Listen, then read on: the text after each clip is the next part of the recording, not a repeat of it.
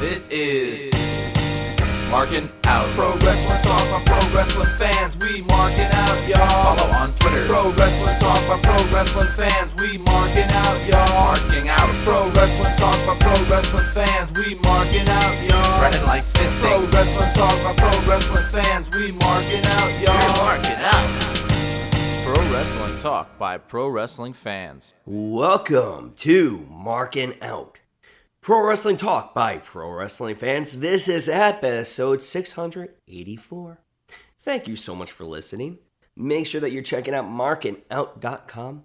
Listen to the episodes over there or wherever else you're listening to podcasts, such as Spotify or Apple Podcasts or on Google, Amazon, or wherever else. Just make sure you're giving a 5-star rating. And that being said, buy a t-shirt at ProWrestlingTees.com. Also, check us out. Give us a like on Facebook. Give us a follow on Instagram, Twitter, and on Twitch, and on TikTok, of course, because Brandon is over there putting out the A-grade quality content of TikTok videos that you should definitely be watching. But you can follow us at Markin Out or on Instagram at MarkinOut11. You can check out Brandon at BTTG161. Check out Chris at Chris Sweendog on Twitter and Sam Sweeney85 on Instagram. And myself, Dave the Rave. That is right. Follow me at DavidPTDPT on all social media platforms. But I am here with Brandon. Brandon, how are you? Not awesome as always. What a shocking surprise. Yes, I know. Shocking. And now, why are you not awesome as always? I was awesome as always on the last episode, and then we flew down to Florida, and somehow in Florida you get sick again. Yeah. I don't think it's COVID though, because I don't have the same symptoms that I would have had with COVID. I am on track with that one too. I caught some sort of a bug down there. Having here and there got some chills. Oh, I don't have anything except for the sore throat. Yeah, my throat, congestion, a ton of fun. But so definitely ready to go down to Disney again. If there's a bug that I caught, apparently I caught that Disney bug. Yeah, so last week's episode, Chris did most of it, so thank you, Chris. I flew down to Florida and I met my nephew for the first time. I also went to Magic Kingdom and had Liberty Tree Tavern. That's literally my favorite spot. Why is that your favorite spot? Because the food is so good. And that's the thing. When I was looking at the menu and when I was even walking by it, there was nothing that drew me to it. Like, I don't want to go to Disney and have a Thanksgiving meal. I don't know why not. It's fantastic food. I love the stuffing there. I don't mind eating the turkey. Their cranberry sauce is really good. Their rolls used to be a lot better. They added like garlic butter to it, and it's like, I don't feel like it tastes like garlic enough. I like the salad that they give. Mm-hmm. It's just and I like the atmosphere. It literally brings you back to the 1700s. Yeah, that's the thing. I don't want that. I don't want anything with that. I don't know. I mean, well, you can go next door to, I don't know what time period it's based off of, but it's the same menu. Stuff. Yeah. I like the beef stew that they give. Not beef stew, pot roast. Mm. I don't eat the pork stuff, but the dessert is fantastic. You obviously couldn't eat it, but I just enjoy going there. And I went to Animal Kingdom the next day just for Kilimanjaro safaris. That's really all I do at Animal Kingdom. What about the Avatar stuff? I first of all don't fit on Flight of Passage, and Navi River Journey is not worth the long wait that it is. I like Navi River Journey, but the line needs to be so much shorter. Mm-hmm. So I don't need to go to Pandora. I don't need to go to any of the other lands. I just need to go to Kilimanjaro safaris because I enjoy and I've heard the same like spiel about the animals over and over again. I know that the Springboks are the first animals that you see. So, and I know that the dwarf goats, and sometimes you'll see the bees. I know those are the last animals, so I enjoy seeing all the animals and learning more about them, even if it's the same stuff every single time. Like I know that flamingos are pink because they eat shrimp containing beta carotene. Huh. Because of Animal Kingdom. Yeah, I don't know. There is, I don't know. I didn't get to go to Animal Kingdom, but I think if I go down there again, I would like to. Yeah, I think it's a great park that is very much so underrated, but there's not a lot of stuff for me to do in there. I'm not going to Everest, Expedition Everest. I should have done It's Tough to Be a Bug. I don't know why I didn't do that. I should have done that. But I ate at Tusker House by myself that night, which is a buffet. That's the first time I went to a buffet by myself. And I think it would be so much more worth it if they didn't have the characters, because I don't need the character interactions, and that bumps up the price significantly. Mm-hmm. Like, I need the food, not the characters. Uh-huh. So it would be cool if they were like, oh, here's a non-character side. Obviously, I know they would never do that, but I don't need to be eating and be interrupted by Mickey and Goofy. Yeah. Like, so it's, and I think it'd be a fantastic place if you're with people who would need that, like children. Mm-hmm. I'm not knocking adults who enjoy that stuff either, but Yeah. I don't need that. But then I went to Epcot, and it was nice to see the new spot that they opened with the statue of Walt Disney. I think that's it's a nice like centerpiece. I don't know if I saw it. It's literally in the center, like right after Spaceship Earth. You keep walking straight, it's right there. I don't know. I probably saw it in passing. Yeah, well, he would be, if you're walking away from Spaceship Earth, you'd have to actually turn around eventually to see the statue. Mm-hmm. So, but I went to Whispering Canyon Cafe for breakfast. That's another favorite of mine because it's all you can eat scrambled. Well, I don't know if it's scrambled eggs. I don't know really know what to call it, but it's a skillet. You get Mickey waffles. I get the turkey bacon and sausage. You get the potatoes. I think that's great. Nice. Do you want to continue with your rundown, or should I switch it over mine? Well, And here's overlap where with Epcot. I saw you later in the day for that. We went to Scat Cat Club, which I've been to Port Orleans French Quarter many times, and I've not many times, but a few times, and I've never been in there before, so I got to experience that for the first time, so that was cool. Yeah. I could probably just run down the rest of mine, and then you could tag in with yours. All right. Well, because I mean, my overlapping is definitely very different from the way that you did yours. You completely different. So I went to Epcot. Up yours, yeah. Yeah, I went to Epcot again the day after that, and I tried the peanut butter and jelly soft serve that they have for the Flower and Garden Festival, which I don't like peanut butter and jelly sandwiches. I think that's a very overrated sandwich. I think it's very mid. Why would I want peanut butter on something that's already dry? I don't get it. But it didn't have the overpowering taste of peanut butter like I thought it would. And I liked the grape soft serve more than I liked the peanut butter side. It was like kind of like a grape soda flavor. But I enjoyed the cone. Mm-hmm. And then I went to Magic Kingdom on my last day, like full day at Disney World. And I got to try the spring popcorn mix that they're selling, which is caramel popcorn with spring-colored M&Ms, Nilla wafers with a drizzle. There's normally marshmallows in it, but I don't want marshmallows in it.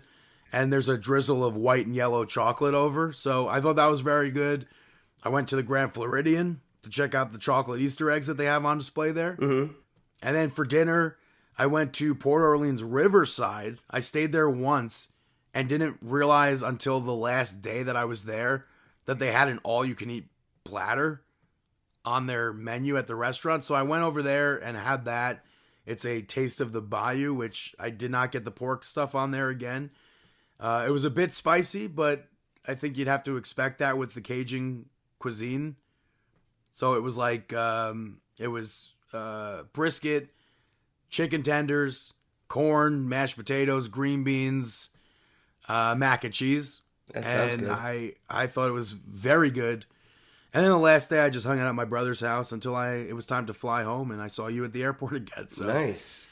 But you have a very, very different week than I do. Yes, and don't mind me sniffling or coughing at times because to mute myself very quickly, it's not going to work.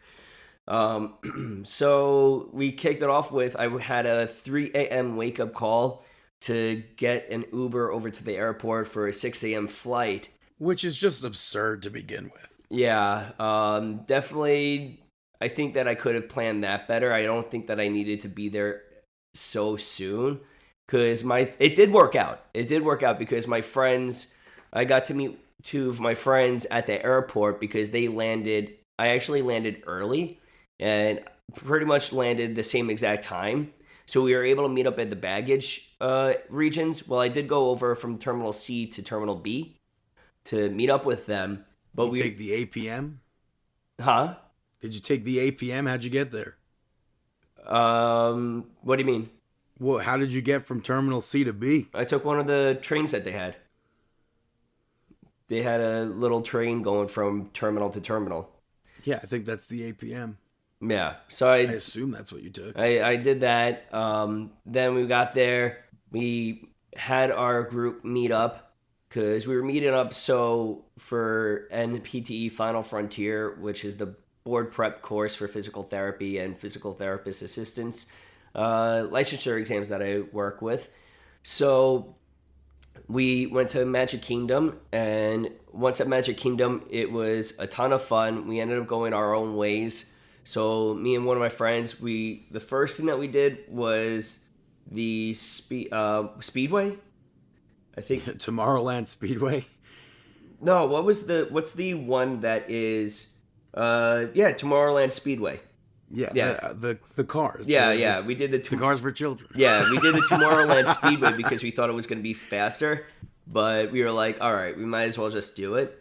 I hate that. I don't mind going on it, but it's difficult for me to like fit fully. Yeah.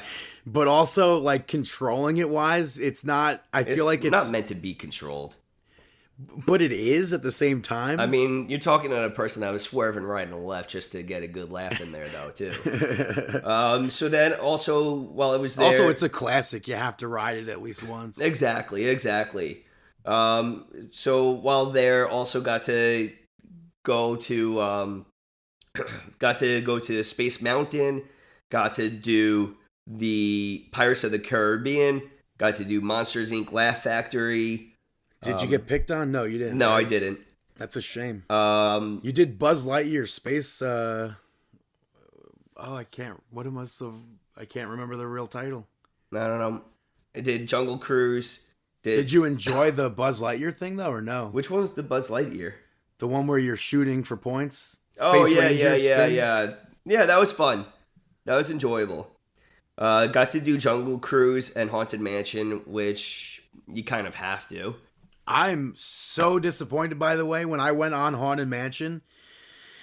Which, by the way, was cool to see the Hatbox Ghost for the first time. Yeah, that was one of the cool. Brand new. Yeah, that was one of the cool things to see at Haunted Mansion. But one of the things that I like the most is when there's a ride and you get your picture.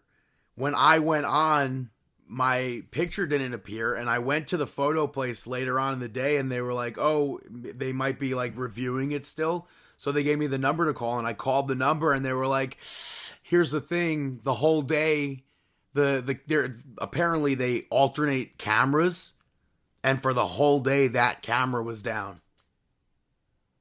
So every other car, I guess, got their picture and not me. Mm-hmm. So that sucked. That does suck, you know. Also, I know you went on Pirates of the Caribbean. Yeah, went on Pirates, which was cool. Definitely a bit outdated, I feel, Pirates. Outdated? What do you mean? Johnny Depp is on. Yeah, that is true. It was funny to see Johnny Depp, and I don't even remember like what the character was before Johnny Depp now. Yeah, I don't remember a time before that inclusion of Pirates of the Caribbean. Yeah. Haunted Mansion was cool. We got stalled at one point for mechanical error or something like that, so we were stuck in front of the floating head. I said, it's Madam... Why am I blanking on her name? I don't know why I'm blanking on her name. It's probably because I'm sick. But I said it would be cool if we stalled in front of the Hatbox Ghost, and I ended up being stuck in front of the Hatbox Ghost, so I popped for that. That's cool. Yeah, I got a few pics of Madame Leota. Jeez. Yeah. Also got to do the Prince Charming Regal carousel. And I hate that. Another one that I got to do was the Carousel of Progress. Carousel of Progress is the best in Disney World for me. It's my favorite ride, attraction, I should say. I gotta totally disagree on that one. That's what many people will say. Yeah, it was definitely one that I was interested in to see what it was, but if I go on it again, it's a perfect time to take a nap. It's got pro wrestling. What do you mean? How could you not like it? Where does it have pro wrestling?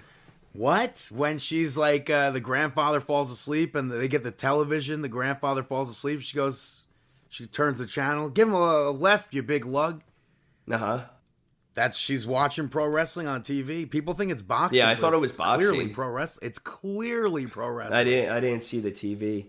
But yeah, that ride I could totally skip next time. My favorite... It's historical.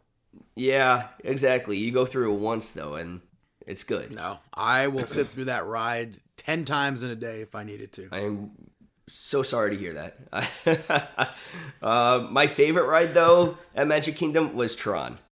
Me and my friend, we got to sit in the front row, which was really special. And what made it even better was, we got to see the Magic Kingdom fireworks show, and we were right in the front row, right underneath the castle, which was so cool. We didn't even intend to stay there, but we noticed that crowd starting to form, and we were like, we might as well just stay around here. And it was just very special. And I love the characters being superimposed onto the castle. Out of all of the displays that I've seen, firework-wise, this one was my favorite. I thought you were going to tie Tron into the fireworks somehow. So with the fireworks, right before the fireworks started, we got our cue for Tron alert. So we had 1 hour, and our hour ended at 8:33. So once the firework display ended, we had to bolt through the entire crowd to get to Tron. And we got there at 8:20. So we made really good time. But we were in wait a minute. Isn't the firework display 20 minutes? Yeah, so maybe it was 8. We got there at 8:25. But we made it on time. We made it on time to Tron. And it was so much fun sitting in the front row, but also I feel like doing it at night made it even more enjoyable. That was really cool. Did you feel how you felt on Space Mountain at all, or no? How I felt on Space Mountain. On Tron, I felt that my neck was fully tensed up, but I didn't feel that way on Space Mountain. What about with Guardians? Did you feel that way with Space Mountain? No. Nothing compares to how I felt on Tron. Because Tron, I think Tron is really cool because it gives you a dual-sided photograph and video. Yeah. So I think that's the coolest part of Tron for me. I will never ever. I say that I'll never ever, but I hope to never ever go on Tron ever again because I can't do roller coasters. Yeah, for me, Tron was my favorite. Which, by the way, you didn't do Big Thunder, did you? No. We were gonna do it at night because one of my friends came to join us late in the evening after Tron. And that's when we did Pirates of the Caribbean and we did Jungle Cruise at night. It's Caribbean. Yeah. And I wonder, I think I've done Jungle Cruise at night before, but... Yeah, it was cool at night. And then we were going to do the Big Thunder, but the wait was too long and we were tired. So we said, forget it. We had an early day the next day, too, because we had a class, an in-person boot camp that we were doing, which is 5 hours on Saturday and Sunday for students. So we had to get some sleep in there. So then Saturday, we ended up having our in-person boot camp. And then after that, we had our reception at the Contemporary Resort, which was really cool. Mickey came as a special guest. So I have some pictures with Mickey. And then on Sunday, we had the resort again, the in-person boot camp. And then in the evening, we went over to Disney Springs, which I feel like I should have eaten more there. We did go to EET, which was the new Indian restaurant, and had pani puri, which is really delicious. But I feel like I should have sat down at another restaurant there instead of walking around. Like, it's difficult to find a place to eat with so many options, and you don't know directly where you want to end up going or eating. Right. The only thing I could say 100% about Disney Springs is, and I feel like I heard people in your group talking about going there, don't go to T-Rex, don't go to Rainforest Cafe, because it's the same thing. Obviously, if you have kids, it's a bit different, but the food I just think is trash. So I would never recommend Rainforest Cafe. Yeah, no, you can't go to Rainforest Cafe. You know, but I have not been to Disney Springs in years. Why? And I don't know. I thought that it was really cool and special in the evening going there, but I just needed more direction, which I learned for next time. If you go there, you just need to know where you want to eat. Otherwise, you're going to be walking around forever, and you're not going to sit down and eat anywhere. I like Blaze. They have Blazes. They started to pop up here. I like Deluxe Burger. I think they have good stuff. Well, I hate that their food is a la carte. You have to buy your fries separately. I think that's goofy. Well, one of the things that was different for me was a lot of my friends are vegetarian. Right. So wherever I was going to eat, I had to choose and find a vegetarian place. And Blaze's pizza, so. Yeah, pizza is perfectly fine. But, I mean, we didn't know Blaze. Or we couldn't, if we knew that Blaze was there, yeah, for sure, would have went over there instead. Or after eat. But, as a vegetarian, you don't want to sit down and have an Impossible Burger or an Impossible Hot Dog. I like, also, by the way, this is not vegetarian or anything, but I like the chicken guy. It's Guy Fieri's spot. Mm-hmm. I think those had good chicken tenders. Did have the Impossible Hot Dog at Magic Kingdom, though. What came on that? What was it? I'm drawing a blank. Do you remember what land you got it from? Was it from the... No, one of my friends got it for us because we were hungry. They got it, I think, right on Main Street. Oh, probably from Casey's Corner? Yeah, right on Main Street, I believe. Casey's Vegan Dog. Yeah, that's what I had. Did it have slaw on it? Yeah. Yeah. It looks good. Yeah, it tasted really delicious. It really was. Then the next day, we woke up early and we actually went to Epcot on Monday. It actually looks really good. Yeah, it was delicious. I would totally have it again. 100%. So in Epcot, we actually did a lot in Epcot. We did Turtle Talk with Crush, which was enjoyable. Did you get chosen? No, I did not get chosen. You were sitting in the front row, though, right? No, we were sitting in the back. No, that was a joke, because that's where the children sit. Spaceship Earth, we did, I think. Yeah, that's when you go inside the Epcot ball. No, I don't think we did that. You sent me a picture. You did. What do you mean? Did we? Yeah, you go into the Dame Judi Dench is in your ear. I don't know. What do you mean? They take your picture, the future, you go through the whole thing, the whole ride. They show you the beginning of times, and then you go into the... You remember you sent me the picture of your Spaceship face? Earth is the one that brings you through the history? Yeah, I thought that was Mission Space. No, Mission Space is where you're going through, you're going to Mars or something. Oh, so we did Spaceship Earth. We did Remy's Ratatouille Adventure, which was a lot of fun. That was a lot of fun. 3D ride. Mission Space we did. So now what's living... Wait, you did do Mission Space? Yeah. Did you do the green or the orange or whatever they have it labeled as? We did the orange. So when I was a kid, when it first opened, people were dying on that goddamn ride. What? And I went on it. I will never, ever, even if they changed it and made it less like whatever it was, I will never, ever go on that ride again. I thought it was fun. I didn't see it wasn't really problematic with me. People died on it when we were kids, so. Yeah, for me it was fine. We did, Living with the Land we didn't do. Journey into Imagination with Figment we did. Fantastic ride. I went on that by myself. Nobody else was there. It was creepy.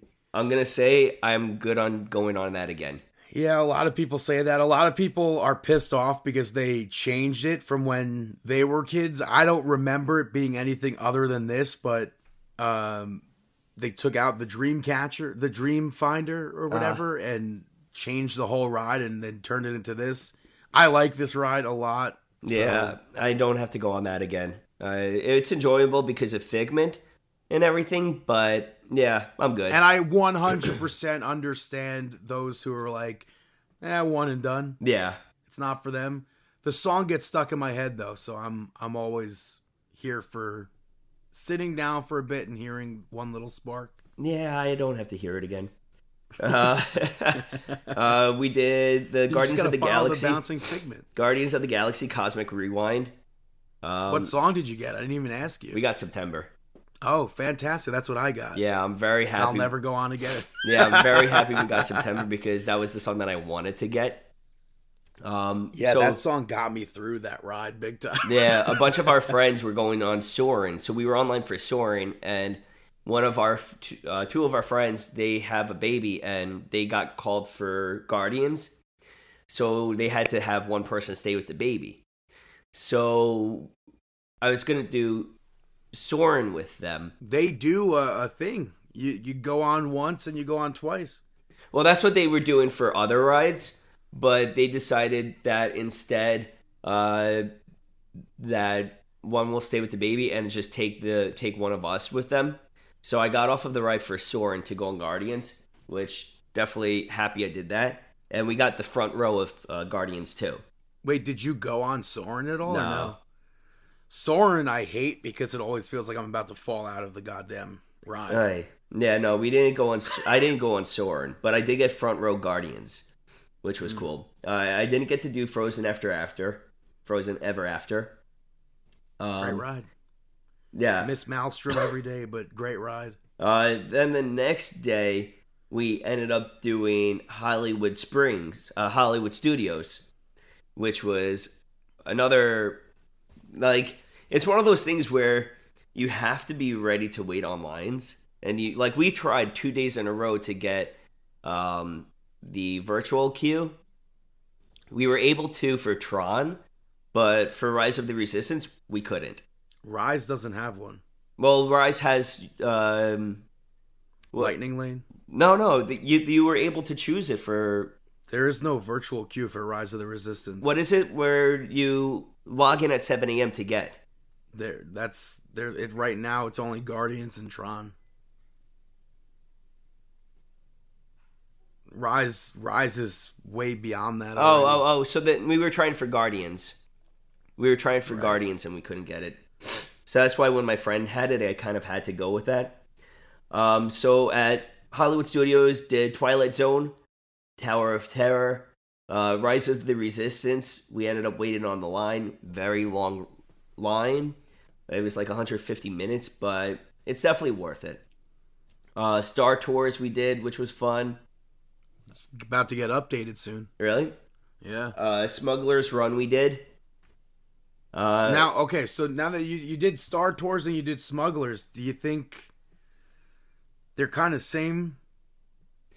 But Smugglers is more tame? Yeah. I could see that. Star Tours throws you all the way around and everything. Yeah. Smugglers I feel like is more tame, but I kind of like Star Tours more than Smugglers. That's very interesting. Did you participate on Smugglers? Yeah, I was the pilot. I was the pilot. Now, Rise of the Resistance. I'm not a Star Wars guy. I think it's a fantastic ride. I think it's probably top tier, maybe top 3 in Disney World. I mean, how it's fully interactive, too. How all the cast members play along and everything. What do you mean playing along? Like how they make you feel like you're actually part of the Resistance. What do you mean? They are the Resistance. No, they are not the Resistance. In the beginning, when you're captured, you are the Resistance. You're the Resistance. Yes. Yeah. You are a part of the Resistance. So, and then at the very end, you're saved. Spoiler alert. I didn't go on Mickey and Minnie's Runaway Railway. Did you go to Toy Story Land at all even? No? Yeah, I walked through it. Is that cool or what? Yeah, it's definitely very cool with what they did over there. It's like you're shrunken down to the size of a toy in Andy's backyard. Yeah, very, very cool. I did for the first time in forever, a Frozen sing-along. That's funny. Yeah, it was a nice moment to just cool off. Did you didn't go into the what is it called? The one Muppet 3D? Walt's Dream? What's that? The walkthrough? I don't think so. I think you would know if you did. No, I didn't then. One Man's Dream? No. I think it's called. My time in whatever it is, Hollywood Studios was short though, because I had to leave by like 3 or 4 to get to the airport. My flight was at 8 p.m. So realistically, it was hard to gauge how much time you needed before getting to the airport, because you always hear about the disaster of the airport lines, and then you have to factor in traffic on a weekday. You were still there for like 6 hours though. Yeah, I still got 5-6 hours in there, which I'm very... And to me, you got to see Rise, you got to go on Tower of Terror. I think those are the 2 main rides that I'd want to tell anybody who's going to Hollywood Studios to do. I agree. I was very happy that I was able to get those rides in there, because those were definitely the 2 that I needed. If I was going to do any 2, it had to be those. But... Of course, if I was going to do it again, I would get on the Mickey and Minnie ride. I would go on the Slinky Dash ride, which had a very long wait on it, but just didn't have enough time. And it's so weird. Like, it's a coaster, so that to me doesn't really do anything for me. Yeah. But overall, it was such a great experience. I'm grateful for Final Frontier, and we revealed that we're going to be releasing a review book later on this year. So get your pre-orders in, folks. Yeah, so that was very special. And it was to celebrate our 50th cohort as a company. So it was very special, very grateful, very thankful. And we got to hang out in the evenings at times too. So that was really... the cherry on the top, making it even better. And then we ended up meeting up. The cherry on the top. Yeah, then we ended up meeting up in the airport. Just so happened that we were the same gate. Yeah. Although we both sat at the other gate. Yeah. So, but it was awesome. But definitely have the bug in more ways than one, and ready for a next trip to Disney. I would love to. Now you see, when people say, I don't understand why anyone would want to go to Disney. I would love, for me, the next time I go, I would love to be going with my family. Though, like, I saw all these families with t-shirts, matching t-shirts, and... I will never wear a matching t-shirt at Disney. I 100% would totally be that dad wearing matching t-shirts, wearing a Princess Security t-shirt, all of that. Sign me up. I 100% want that. I desire that. I want to achieve that at some point in my life. But yeah, that was incredible. But how about we talk about last week's SmackDown? Yeah, just to give a quick rundown from last week's SmackDown, you had Kevin Owens and Randy Orton team up to take on and defeat Grayson Waller and Austin Theory. I thought the match was fun. You had Bobby Lashley pick up the victory over Karrion Kross via disqualification. I thought this match was very well done But Authors of Pain showed up, and then the Street Profits showed up, and it led to a big brawl. We saw Tiffany Stratton pick up the victory over Mia Yim. Dragon Lee picked up the victory over Angel Garza. And then the closing segment of SmackDown saw the Bloodline and Cody Rhodes and Seth Rollins, where the main things from this was The Rock telling Cody that if he loses at WrestleMania, he will never get another title shot again. This was a very long segment. It got cut off in most markets. I think it ended with Cody slapping the hell out of The Rock. Yeah. I don't know if people saw that or not. But that was SmackDown from last week. Monday Night Raw, though, from this week. I think none of us should do the voice at this point. No. It kicked off with Drew McIntyre, where he spoke about Seth Rollins being a junkie for pro wrestling and needing to be involved with the Bloodline. And Seth Rollins eventually came out and called Drew McIntyre a coward. And Drew brought up how Seth tried to tell him to move on from the Bloodline. And yet he himself refuses to do that. So why should he want to even listen to Seth Rollins and do that and move on from anything? Seth is being the hypocrite, so why should he move on from anything? So Seth said that the Bloodline cost him more, and he's going to take them down, and then he's going to beat Drew McIntyre. I don't think the Bloodline cost Seth Rollins more than it cost Drew McIntyre. Yeah, I think that Drew McIntyre has been the forgotten person that has been impacted the most by the Bloodline. Sami Zayn, Kevin Owens. Yeah, Sami Zayn too. Kevin Owens I think too. They were more impacted than Seth Rollins, really. But Seth Rollins said on the long list of things that he has to worry about with WrestleMania, Drew McIntyre's at the very bottom. And for me, that's like Drew McIntyre at this point. I hope he wins at WrestleMania. Yeah. The long list, it should be like the biggest bam roasted moment for Seth Rollins. Even if you have Damian Priest come in and like immediately cash in on McIntyre or something, it should be the biggest bam roasted where you put all your time and energy into facing Roman Reigns and The Rock, and you didn't care. You put him all the way at the bottom of your list. You put the World Heavyweight Championship match all the way at the bottom of your list. I think that's like, you deserve to lose almost at that point. Yeah, I want to see McIntyre. I mean, with Seth Rollins with his knees and stuff like that, I feel like McIntyre has to win. And then later on, Cody Rhodes was interviewed by Michael Cole, and Michael Cole asked him why he slapped The Rock if The Rock is the boss. And Cody said it's because The Rock knows it was a receipt. The Rock's a wrestler. He knows what was coming for him. And Michael Cole asked Cody why he would accept the tag match when all Seth Rollins wants to do is take down the Bloodline and be the top champion.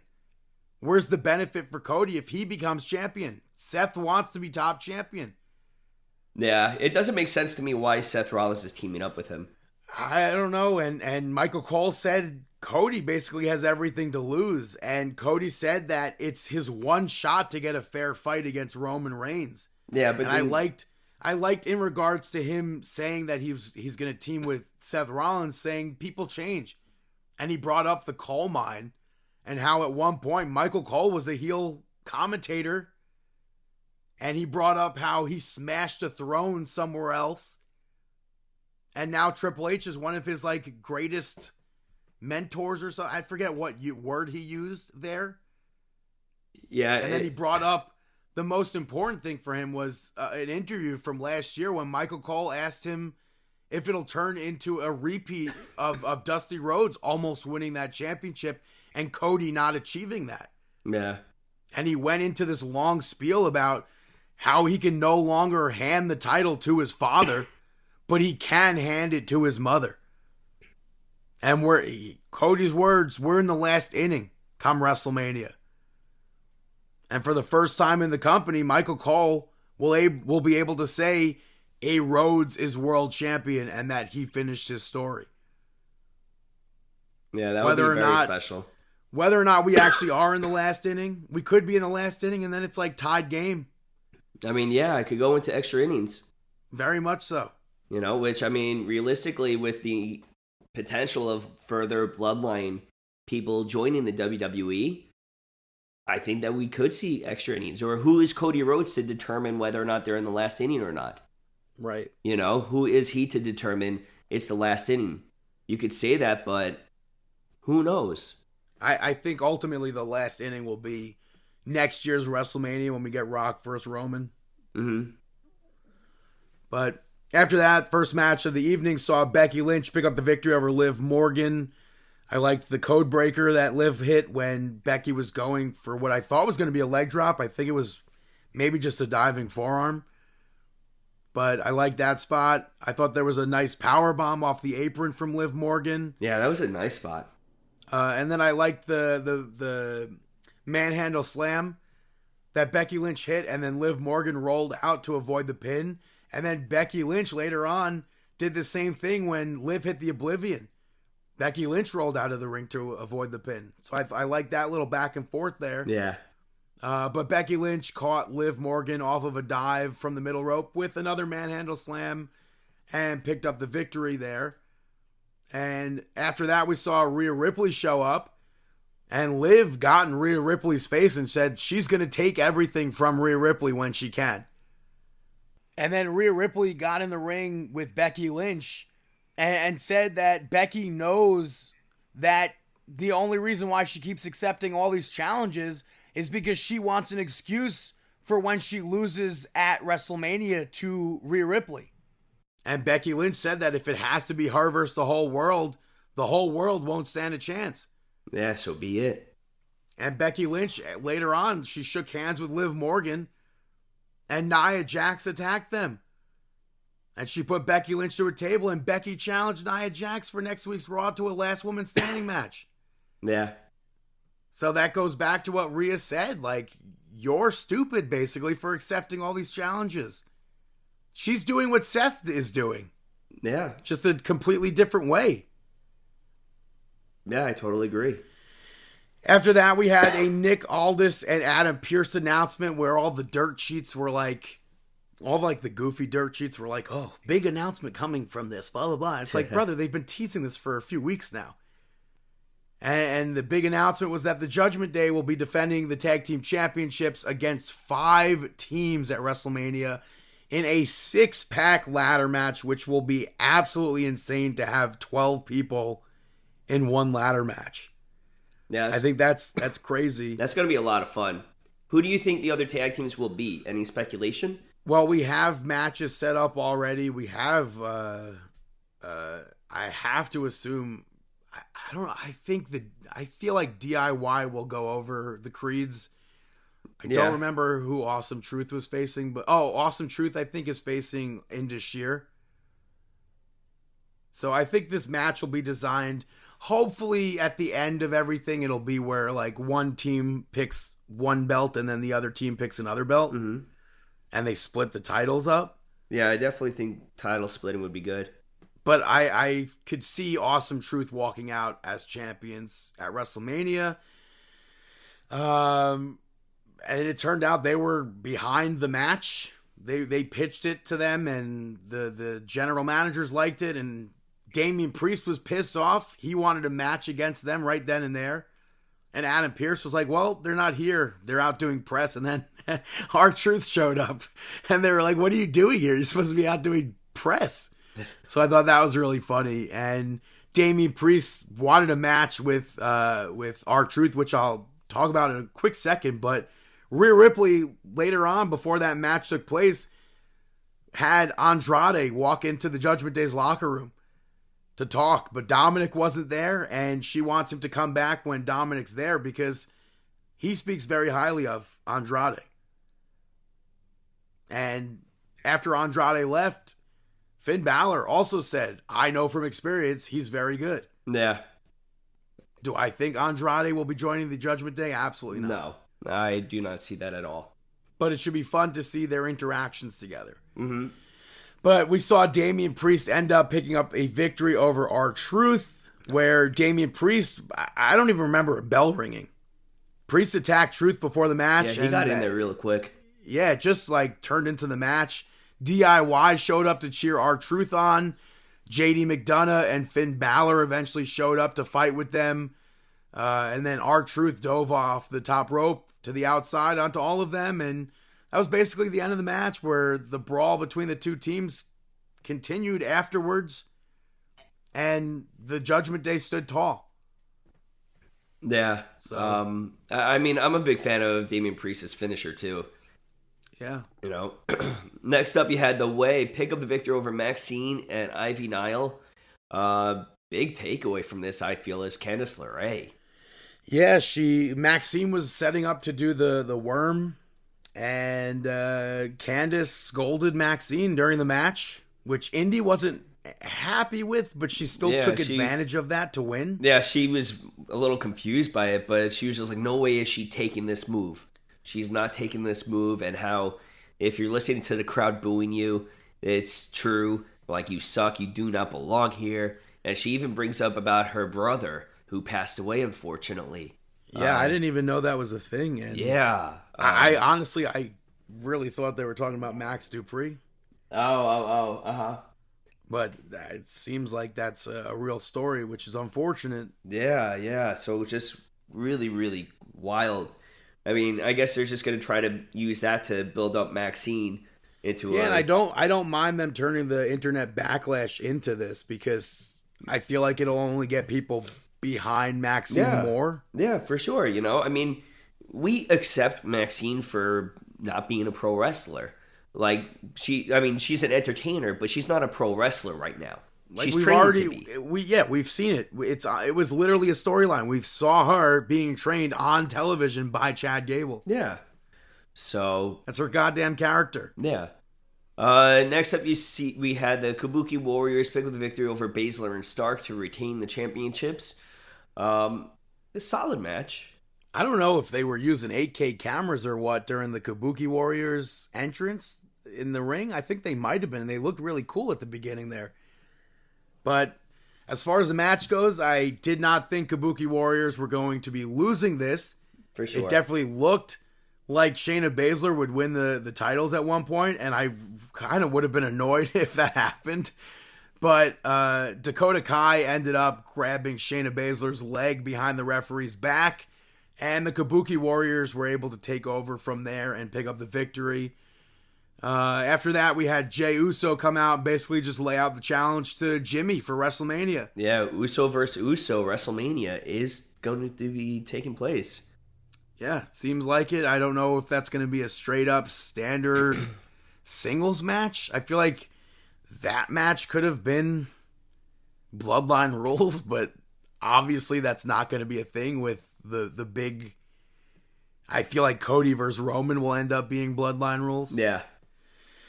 And then the main event of Monday Night Raw saw the Gauntlet, where we saw Ricochet pick up the victory over JD McDonough to advance in the Gauntlet. I liked the double knees to Ricochet's gut that JD caught him with.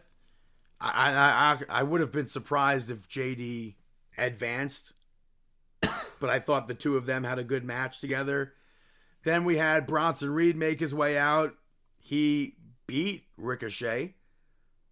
Ricochet at the start of the match went at Bronson Reed, but Reed was able to take over and kind of ended shortly after that. And then the final matches, we saw Sami Zayn pick up the victory over Bronson Reed, Shinsuke Nakamura, and Chad Gable to advance to that WrestleMania Intercontinental Championship match. I feel like the writing was on the wall kind of with this. And Bronson Reed beat the heck out of Sami Zayn afterwards, while Shinsuke just walked slowly to the ring. All he had to do was basically hit a Kinshasa on, and that's it. Sami Zayn. Sami Zayn ended up moving, and they kept going. Yeah, I don't think it needed to be such a long occurrence. But the Chad Gable thing, man, that was disappointing because I thought the match that he had with Sami Zayn was great. in the end, with Chad Gable hitting that stalling German suplex and then rolling into the ankle lock, I thought for sure that was going to be it. But Sammy got out of it, and he rolled through and got that quick victory with Chad Gable's shoulders being up and the referee being in really poor positioning. Mm-hmm. I don't know if they're going to tie that into a story at all or what, but I would love for this to be a triple threat at WrestleMania. That's what I see. I could see it becoming a triple threat with. I still have no idea. I still have no idea how Ivar wasn't part of this gauntlet. That made no sense. Too. He was part of the early beginning talks of that whole thing. Oh yeah. So that made no sense to me. But Chad Gable picked Sami Zayn, I think, picked up Chad Gable and hugged him. And then Gunther just came out to stare Sami Zayn down after that, and that was the end of Monday Night Raw. Yeah. I did like how even though Bronson Reed lost, they still made him look strong with that after-match beatdown, taking out Ricochet. Yeah, now he wants that Big E, meaty meat man, whatever challenge match. Which, I mean... Which AEW could not get done, but maybe WWE could. I don't know. Yeah, I hope so. There are a lot of quote-unquote meaty men in WWE who are not on the WrestleMania card, so... Yeah, let's do it. Moving over to Roadblock from last week, really quickly run down. We had Dijak pick up the victory over Joe Gacy in an Asylum match. I really think the only other Asylum match was Jericho and Mox, or Ambrose. But the moonsault, I think, was the craziest spot from this match. Yeah, Dijak with that moonsault was insane. And overall, I think the match itself was crazy. Very, very well done between the two of them. We saw the Wolf Dogs pick up the victory over Chase U to retain the championships. JC did that loser thing to Thea Hale afterwards, and Thea stormed off. We saw Shawn Spears defeat Uriah Connors, formerly Brogan Finley.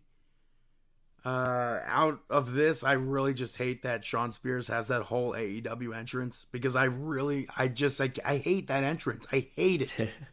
I hate that entrance. I don't know. Can't even say that enough. The spotlight and stuff like that, it doesn't bother me. It's just goofy. It just looks like I'm about to watch a commercial for Chicago. I hate it. After that, we saw the Kabuki Warriors pick up the victory over Lyra Valkyria and Tatum Paxley to retain the championships. I like this match a lot. I thought both of them worked well as a team. The bigger story here, though, was Roxanne attacking Lyra Valkyria afterwards with that arm spot. I thought that was a nut. What am I trying to say? That arm spot was nuts. Yeah. And we'll talk more about that with this week's episode of NXT. But Fallon Henley picked up the victory over Blair Davenport. Sol Ruka returned. Yeah, which finally. I mean, yeah, definitely very happy to see Sol Ruka back in there. You know? And then the main event saw Tony D'Angelo pick up the victory over Carmelo Hayes to become the number one contender, where really the bigger thing from this was that Trick Williams returned. Yeah, Trick Williams is back. I feel like he hasn't been gone for that long, though. To make a return, I feel like he's only been off TV. Well, because he was just out injured, though. Yeah, but it's only been maybe 1 to 2 weeks. It's not been 1 to 2 weeks. It hasn't been 3 weeks. It might have been a month. Williams. I don't remember. Way. It might have been. No way have we been 1 month without a Trick Williams. I mean, that's very possible. I don't know about that, but I mean, it's very possible. What do you mean? Let's see. The last match was Vengeance Day. That was February 4th. So it was a month. Really? Over a month, yeah. Well, actually, last week would have been just under a month, I guess. Well, no, just over a month, yeah. But he's been on TV, no? No, that was the last time we saw him. He got taken out. Jeez, that's weird. Day.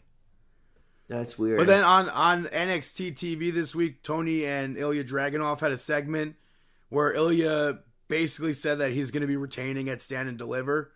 And Tony had Luca Crucifino and Stax drag him off. They put him in a trunk and they drove off to that bridge that we saw a bunch of times with Tony. All because Ilya showed up to the restaurant uninvited. And Tony D'Angelo said he could end everything right then and there. But he won't. And then he made Ilya Dragunov walk back to wherever, I guess. But I don't see Tony D'Angelo winning at Stand and Deliver, and I still feel like it should have been a bigger opponent. No offense to Tony. No, I spoke to him. He said no offense taken. So you're all right. Yeah. But NXT TV this week kicked off with the LWO picking up the victory over OTM to move on to that triple threat to see who will face the tag team champions at Stand and Deliver. I liked the assisted 450 splash ending from the LWO. The Good Brothers are going to be facing Hank and Tank, I think, next week, but I have to assume the only one making it to Stand and Deliver are going to be the Good Brothers. Mm-hmm. And I feel like they'll be the new champions come Stand and Deliver. Yeah, I agree with you. Especially with the rumors of Tama Tonga. Whether or not that happens, who knows? Mm-hmm. We saw Roxanne come out and cut a promo, and she said that this has all been building for over a year now. She collapsed last year after her match with Meiko Satomura, after carrying the division, and she was stripped of her championship. She wasn't rewarded. She was stripped of the title. And she pointed out that Tiffany Stratton won the title. She mentioned Becky Lynch winning the title. And she's like, where were you for me when that was happening? And she ends up saying, screw you to the fans for making her feel worthless. And she said that she's the most decorated woman in NXT history. And she figured Lyra Valkyria would have offered her a rematch after Lola Vice tried to cash in and Tatum Paxley screwed everything up in their match, and that didn't happen.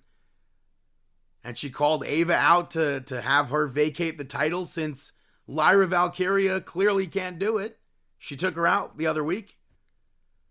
And it seemed like Ava was going to say that Lyra was fine, but Tatum Paxley interrupted. Tried to attack Roxanne, but Roxanne knocked her off the apron. Yeah. So I do think Lyra Valkyria will make it to Stand and Deliver, and I think that'll be the match. I can agree with that. I think that's definitely going to be the matchup. But, yeah. After that, we saw Lexis King pick up the victory over Mr. Stone. Robert Stone started off hot. Yeah, when was the last time we saw Mr. Stone even in a match? Was it last week? 2 weeks ago? Not too often. No. Yeah, but it was literally like that's true. Week. Not last week. That's true. It was February 13th. Yeah. When they faced Metaphor. Yeah. That's true. Which is basically what led to this match. But Lexis King basically took over. I thought commentary arguing over this was funny because Booker T was fully behind Lexis King and Vic was behind Stone here. But Lexis King, he went to continue the attack and Von Wagner ran down to make him, to run him off and make the save there. So. Yeah. But next up, you had Obafemi pick up the victory over Brooks Jensen to retain his championship. This stemming from started last week where Brooks Jensen stepping up to Obafemi. And I don't think anybody's going to dethrone Obafemi right now. And Brooks Jensen is trying to, I guess, find himself. Brooks, they got into it in the parking lot even earlier in the day. And Briggs was like holding him back. He's like, what are you doing, man? Yeah, it's like he's trying too hard now. Like he's going to get hurt. We also saw Dijak interrupt an interview with Obafemi, basically laying out a challenge. After you're done with Brooks. Hello? Yeah. And Josh Briggs, we saw during the match, he was watching it from the back and eventually made his way out. I think Brooks Jensen was definitely holding his own in the match. And Josh Briggs showed up to try and pump Brooks up. And it worked at first. But it's Obafemi. Yeah. He completely overpowered him in the end, and I was actually surprised this wasn't ref stoppage or like Briggs throwing in a towel or something. I can't see Briggs throwing the towel with him though. I feel like Briggs is going to just flat out demolish him. No, because that already happened between the two of them. And that's the thing. I feel like the only thing that's left for them two is to get back together. I don't think that they're going to get back together at all. I think that Briggs is just going to beat him down even further, or even worse. I don't think that's going to be a thing because there's at this point that wouldn't make sense to me. I know it's kind of limited. But next up, you had Ariana Grace pick up victory over Gigi Dolan by something very maybe the first time ever. Yeah, I don't recall ever seeing that. I thought the match was decent. Yeah, decent match, but Gigi. I liked the small comeback that Gigi Dolan had, but yeah. Yeah, Gigi going for a low blow on Ariana Grace. And it's so funny. First of all, Gigi Dolan kind of hit a move like that behind the referee's back. And then Ariana Grace, I think, did it behind the referee's back. Yeah. And then Gigi Dolan was the one, she did it in front of the referee.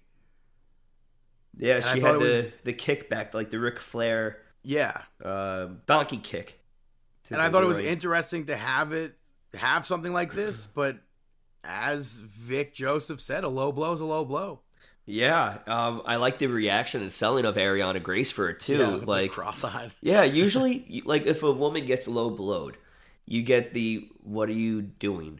Like this doesn't hurt. That's me. like the typical comedy thing. Yeah, like we've seen it many times. Real with life, like China and Beth Phoenix. Exactly, real life though. Realistically, if you low blow, a female is still going, even though they may not have some like testicles. You know, they are still going to feel that discomfort and pain. It's still a punch or an uppercut or a forearm to the groin, to your privates. That's going to hurt. So and I think that there are a lot of people who took to Twitter, but like, this makes no sense. And I feel like maybe it's because they never got low blowed before. Well, no, I feel like maybe it's also because when you watch pro wrestling, we have seen stuff like that in the past, and it has had zero effect on them. Yeah, I feel like we condition pro wrestling condition people that a low blow doesn't affect a female. Yeah. But that makes me really like Ariana Grace's sell of this even further, because it's like I hope that like in the future you will see more of a sell like that, because a low blow is a low blow. It's going to be painful and uncomfortable and send you to your knees. So I was a big fan with I did like this ending. At first, when I heard about it, Chris texted me and stuff like that, and I was like, oh, that's weird. I don't get it. But then when I saw the sell of it, and I was just like, you know what? I actually do like this. I do like this switch from a comedy aspect of it doesn't do anything to me into okay, this is actually... it was still a comedy thing, but... Of course, but it was an impactful move. Right. You know? Yeah. I don't recall ever seeing that. It's very possible that we could have had that before, but I really don't think we have. Yeah. So I thought it was good. After that, we saw Thea Hale supposed to team up with Kalani Jordan. She stepped up to be Thea Hale's partner to take on Kiana James and Izzy Dame, but they took her out before the match. And then Fallon Henley stepped up, and that was the match. Yeah. JC and Jasmine showed up during the match, which only fired Thea Hale up more because they were hanging out without her earlier in the day. And Fallon Henley was who I thought was going to be the partner from the beginning. Yeah, definitely predictable on that. When Kalani Jordan stepped up, I was like, well, that to me doesn't make sense. I thought for sure it'd be Fallon Henley. We saw them interact, I think, last week or the other week. So that was the only team option that made sense to me. And after the match, Thea Hale cut a promo about JC and how she thought she was her best friend And she doesn't want to be anything like JC. And the old Thea's back, and she ran laps around JC. And then that led to backstage. We saw Riley Osborne celebrating that. No quarter catch. Crew interrupted that. And Riley basically wants a shot at the cup. Nathan Fraser and Axiom showed up, and they spoke about the tag team titles. They have a match against No Quarter Catch Crew next week to see if they'll move on to that triple threat match. But I liked Axiom saying, like, oh, if you need any advice about this, I'm very close with the first Heritage Cup holder. So I thought that was funny because A-Kid was the first holder of the cup. And that's A-Kid. After that, we saw Sean Spears pick up the victory over Ridge Holland, where there was I think the main storyline here was internal conflict for Ridge. And it seems like Spears is kind of trying to get him back on track, but I don't fully understand it still. But it led to that brawl on the outside, and Ridge ends up putting Sean Spears to the table. And then he went to use the chair that Sean Spears brings out with him, but the referee took it away, and Sean Spears ended up hitting that C4 onto the chair. And that's it. I don't know why the referee would have left the chair in the corner like that. That made no sense. Yeah, poor decision on the referee's part. That made no sense at all, yeah. Usually if you're going to remove a chair in the matchup, you just, put it to the outside of the ring instead of leaving it completely in the ring to be able to be used to have a move performed on top of it. Shouldn't that have been a disqualification or what? Yeah. Sean Spears, clearly he saw the chair. Like, come on. I mean, the referee just, the ref. I put it on the ref. And then to close out NXT, you had Trick Williams come out, and he went through his history with Carmelo Hayes. He brought up how people started to say, Melo's making faces behind your back. And he even brought up how John Cena told him this. And he said Carmelo's been lying to him for a long time. And he laid out the challenge to stand and deliver. Only to have Metaphor show up. Yeah. Noam Dar compared himself to Trick Williams. Or compared Trick to him at least. Because he lost the one thing he loves. The Heritage Cup. But he's not going to go and cry about it. Mm-mm. Which I feel like he literally did do that after he lost. But he challenged Trick. And Metaphor tried to jump him. But Trick Williams took Metaphor out. Lash Legend went to go slap him. And they ended up making out.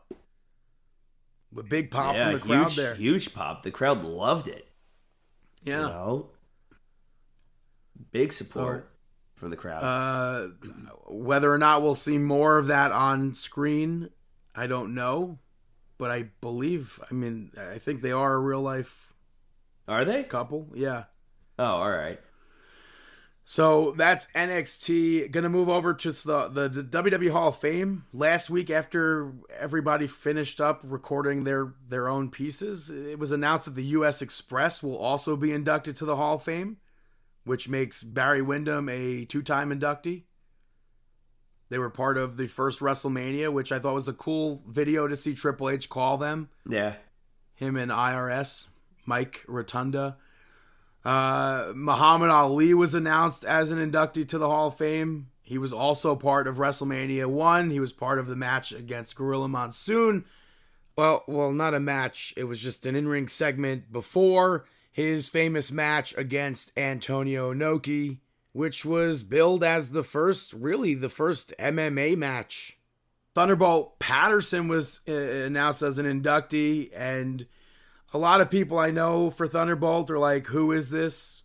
I mean, people were doing that for Muhammad Ali too, which is just like so stupid. Yeah. Like saying that about Muhammad Ali, I think is just absolutely insane. But if you listen to a promo from Thunderbolt Patterson, you'll hear where Dusty Rhodes got his style from. Huh. He was also there at the formation of the Four Horsemen. He was teaming with Ole, and he dropped Patterson. He was tired of carrying guys like him, according to Ole. And that literally led to the formation of the Four Horsemen. That's interesting. outside of the ring, he was backstage fighting for equal rights and equal pay. That's really cool. So I'm happy that Thunderbolt Patterson's going to be a Spotlight inductee. And a list was leaked of all these names. All these names were on it. Really? Leah Maivia was also a name that was leaked. Who is Leah? Leah is The Rock's grandmother. Oh. She was married to High Chief Peter Maivia. Yeah. If you watch Young Rock, yeah, you know her she, story. Yeah, she's pretty much the promoter. Yeah, after Peter passed away, yeah. Yeah. So that would be a cool inclusion. Yeah, so I think that's cool. And then Bray Wyatt was also on the leaked list. I think she's my favorite character in the show too. Yeah. But whether or not we'll see Bray, I hope we will see Bray. I think it would be really cool if he's in a class with his father and his uncle.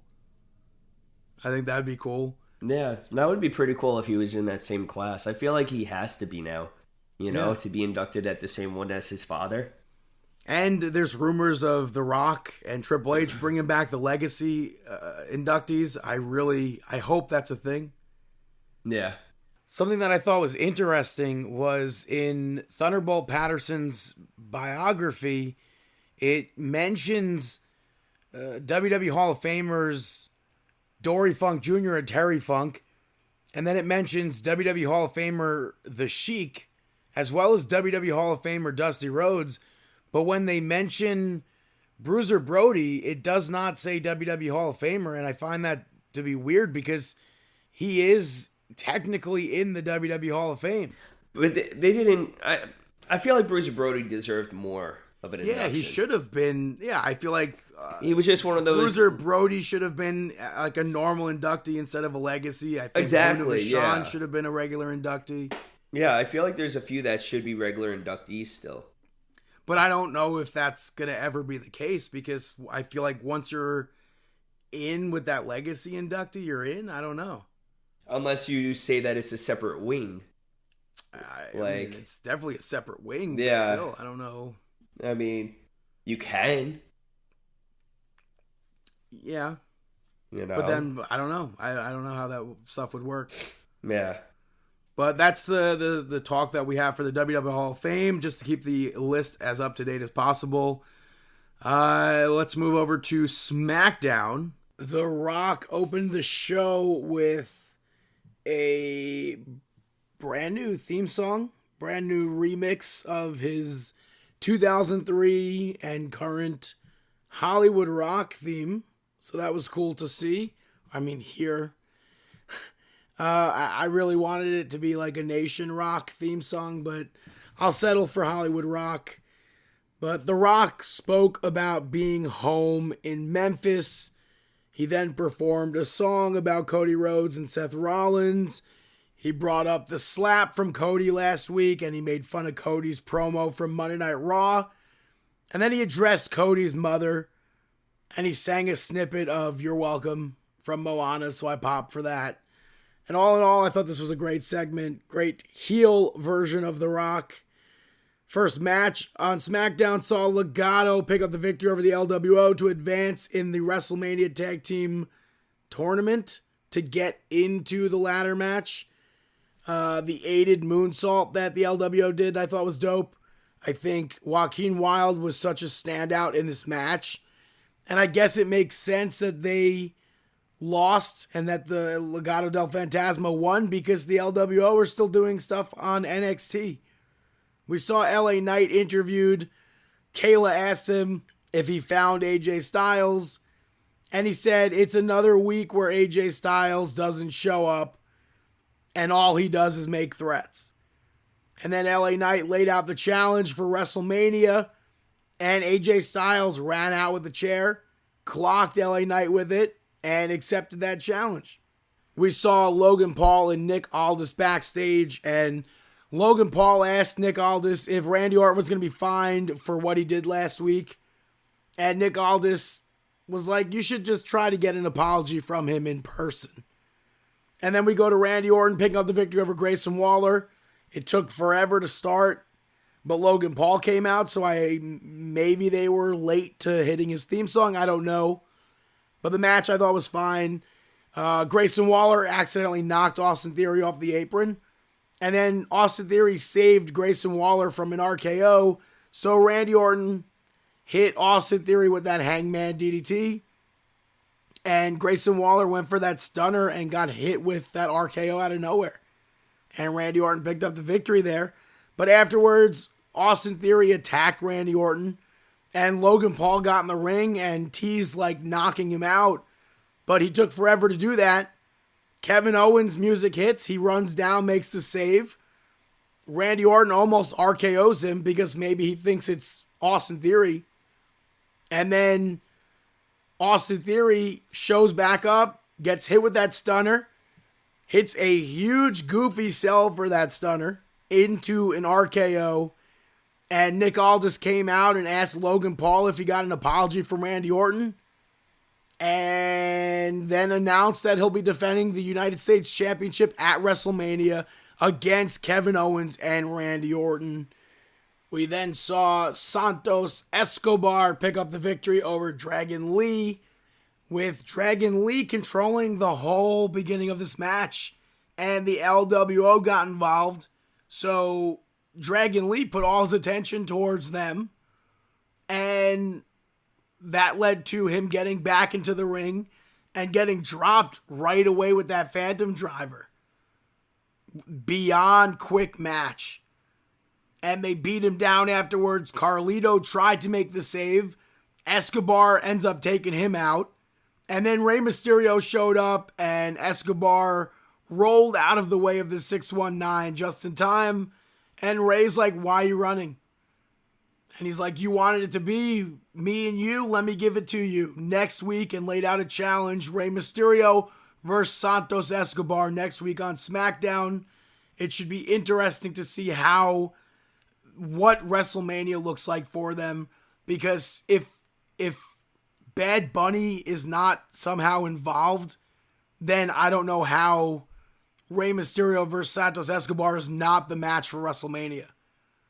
I think Bad Bunny has like one date that he could actually make it for WrestleMania. I'm not 100% on that. But unless you're going to make it some sort of tag match, like Carlito, Rey Mysterio, Bad Bunny versus Legado del Fantasma, and then Legado doesn't make it to that ladder match. And speaking of that ladder match tournament, we saw British Strong Style pick up the victory over Pretty Deadly to advance. I really hope they make it to the actual match, because I think there'll be a lot of fun in the ladder match. But Tyler Bate, for me, was the MVP of this match. For a moment, it looked like Pretty Deadly was going to advance, but they did not. And I'm happy. Like I said, I'm looking forward to hopefully seeing British Strong Style in that match.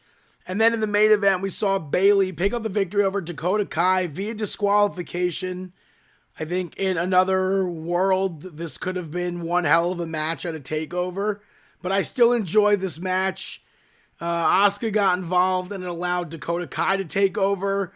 No pun intended. I really liked that reversal of the Bayley to belly that Dakota Kai hit. But from there, Kyrie got involved. And then Io got in the ring and teased hitting Bayley. And then the Kabuki Warriors got in. Bayley fought them off, but Damage Control attacked her. And that was the DQ. Naomi tried to make the save, but Damage Control, again, using TakeOver, they took over. And the fans chanted for Bianca Belair, but she didn't show up. And instead, Damage Control held Bayley in the air for Io Sky to hit that moonsault, which I thought was a dope move. And that closed SmackDown. So, definitely looking forward to more of this feud. Still really wish that it was the main event. And I hope that maybe, I really can't see it being a Hell in a Cell, but it would be nice. But that is SmackDown. Gonna take a quick little break right now, and I'll be right back here on Markin Out. This is Josh Briggs, and you're listening to Marking Out. Welcome back, ladies and gentlemen, to Markin Out episode 684. Moving over to Rampage from last week, we saw the Best Friends pick up the victory over the Butcher and not the Blade, Kip Sabian. I thought this was to advance in that tag team title tournament, but that's not the case. And I don't like that Orange Cassidy was able to do so much in this because the main story was that he was hurt. And granted, it was Trent who picked up the victory here, but I don't see how storyline-wise it makes sense that Orange Cassidy was cleared. After that, we saw Julia Hart pick up the victory over Robin Renegade. Renegade picked no top rope moves for the house rules. And I honestly don't think I can recall Julia Hart doing top rope moves, maybe a crossbody or something, but her main thing is the submission move. So I don't get that. I'm glad this match happened because she's been out. We had the match the other week. We have not seen a title defense since January. But as far as the match goes, there really wasn't anything to this. After that, we saw Penta pick up the victory over Action Andretti. This had a lot of back and forth. I would not have minded if the twisting Death Valley driver from Penta was the finish, because I don't think anything else that they did after that was needed. So I enjoyed the match. I just wish you could have cut down that ending. And then the main event saw Top Flight pick up the victory over Brian Keith and Commander, as well as Private Party. And I don't think Commander and Brian Keith needed to be inserted into this feud, because it's just a very random addition that made absolutely no sense. And it's like, the outcome of this is what? Like, congratulations to Top Flight. They beat somebody who wasn't even part of the feud. I don't get it. On AEW Collision, we saw Bryan Danielson pick up the victory over Shane Taylor. Bryan, I guess, is back to being a face. I thought it was a good match, but the bigger thing was the Ospreay and Bryan Danielson confrontation afterwards.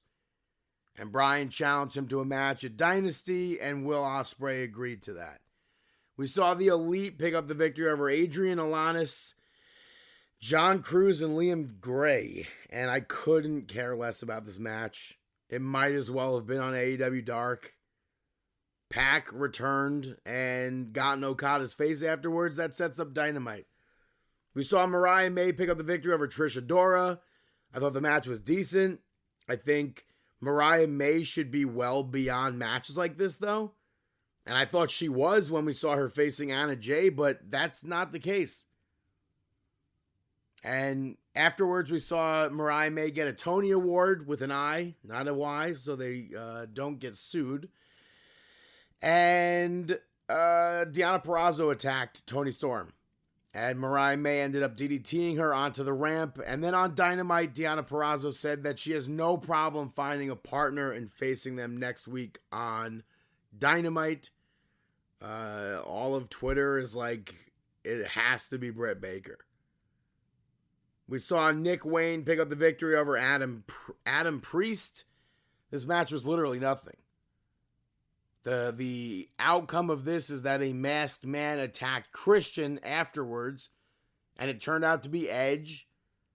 They're going to wrestle in Toronto for the championship, and Edge mistakenly called it Cope vs. Cage 3. This is their fourth singles match in AEW, technically.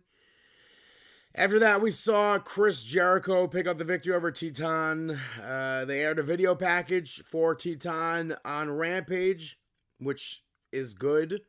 It still just makes no sense that Chris Jericho didn't go after the Don Callis family. These matches are just random and puzzling due to that fact. I don't need to see Chris Jericho run through the CMLL roster.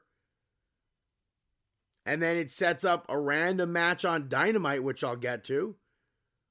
Which when I saw the graphic, I literally thought it was a fake match. I thought it was one of those joke tweets that people put out. But why is Chris Jericho not at all caring about that Don Callis? He was out for this. He missed TV for that. It makes no sense. After that, we saw FTR get interviewed. They're in the tournament for the tag team titles. They want the titles, and the infantry interrupted. I was very much so puzzled when they aired a video package for the infantry on Rampage.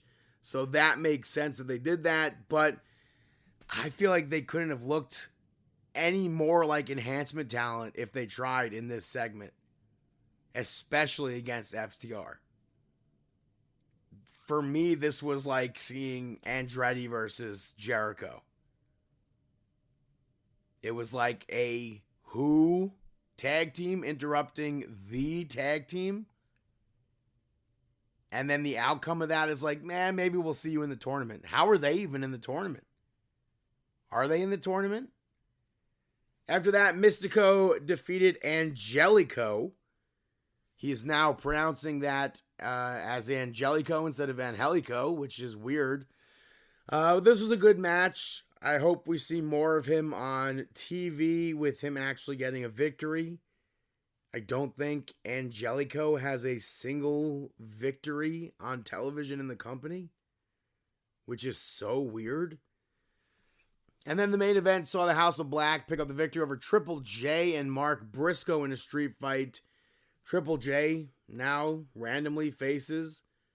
Very confused about all of this, and I really don't think this match was necessary, but I do think it was nice to see the House of Black back in trios action. House of Black catching Mark Briscoe off that diving senton and doing that apron power bomb I thought was nice. And then the flaming table spot I just thought was so goofy. Mark Briscoe was set on fire basically because the fire didn't go out. I didn't think that was necessary. But that's AEW Collision. Moving over to AEW Dynamite Big Business. Live from the TD Garden in Boston, Massachusetts. We saw a car pull up. They cut away. They do, I think they did a recap gimmick. And then Mercedes Moné officially debuted with AEW with a hip-hop rap remix of Imperium's theme song, which, of course, is a classical theme song, not theme song, piece. A classical composition, whatever you would call it. I just think it's so goofy that that's what they're going with. She apparently made it, and I just think that's corny. She thanked the fans, and she brought up her dreams and how she's living them, and she brought up Willow versus Riho, which she said her and Willow have unfinished business. A lot of unfinished business. And then nothing. And I was hoping for something big out of this segment. I thought her presentation and the fan interactions in this segment was great, but there was just nothing to it. It ended with nothing. And it had me thinking we'll see something bigger in the close of the show, which I'll get to. First match saw Samoa Joe pick up the victory over Wardlow to retain the AEW Championship, and I really feel like nothing happened in this match. And Joe made Wardlow pass out in the end, and I don't think Wardlow... First of all, I don't think Wardlow should have had that match. I didn't think he was going to win this match, but I don't think he should have had that title shot so soon. And then Swerve came out and beat up security with a chain, made his way towards Samoa Joe, and Samoa Joe left. Then we saw the Elite pick up the victory over the New Death Triangle. I know I should have cared about Pac's return here, but the Bucks were involved, so I could not have cared any less. At all. After that, Will Ospreay had a promo where we heard from him last week. We heard from him on Saturday. And then, is this not the same exact thing he said? Is it just like we got the feeling? Is it just going to be we'll hear from Will Ospreay every week? Not necessary. Jay White picked up the victory over Darby Allin. Darby was beyond banged up. This was like the Orange Cassidy situation. How could he be allowed to be in this spot if he's beyond banged up? And in the match, we saw Darby miss the coffin drop onto the ring apron. He got back in before the 10 count, but he ran into the Blade Runner, loses the match, and then the Guns beat Darby Allin down afterwards. The Acclaimed ran down to stop them from attacking Darby's leg with a baseball bat, and then helped him out of the ring, and then Jay ends up taking Billy Gunn out. And the group, to me, the Bang Bang Scissor Gang, never made any sense as is. So thank God the group is done.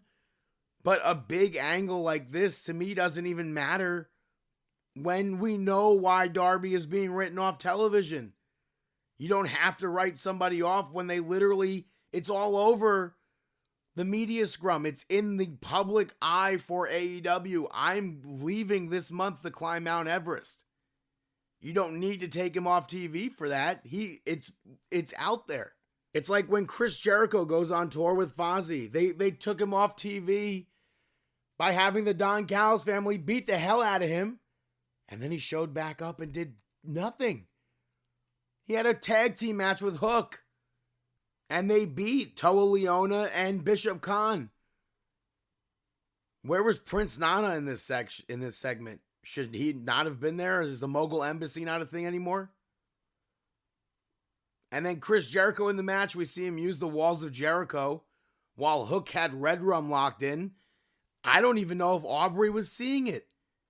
It looked like she did everything in her power to not see Chris Jericho locking the walls of Jericho. Should that not instantly be a 5 count break? I did not understand that at all.